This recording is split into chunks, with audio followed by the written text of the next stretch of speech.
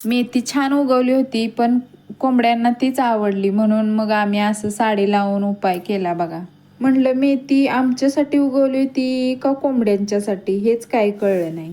पहिली मेथी छान उगवली होती आणि ताजी हिरवीगार पण दिसत होती, पण कोंबड्यांनी तीच खाल्ली.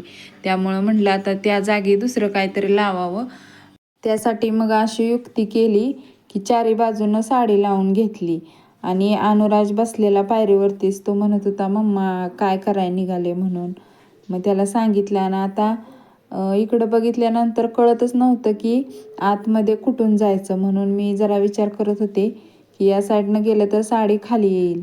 म्हणून मग नंतर पलीकडच्या साईडनंच म्हटलं जावं ह्या झाडाच्या इथून.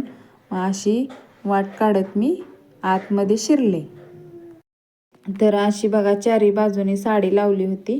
तर असं आत गेले आणि इथं जरा माती चांगली एकसारखी करून घेतली आणि नंतर म्हटलं त्याच्यात मेथीच्या बिया आणि थोडी पालकचं पण बी घेतलं होतं. मग ते असं टाकून घेतलं आणि इकडं बघा स्वतःच्या हाताने टाकलेलं मेथीचं बी आणि पालकचं बी चांगलं उगवेल अशीच आशा आहे मला.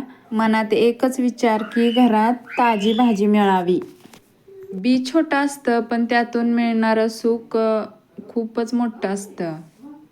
अनुराज झोपून उठलेला, त्यामुळं त्याला तर वाटत होतं की मम्मानं ते तिथंच ठेवावं आणि मला घ्यावं, म्हणून त्याचं चाललेलं ये मम्मा इकडं लवकर ये.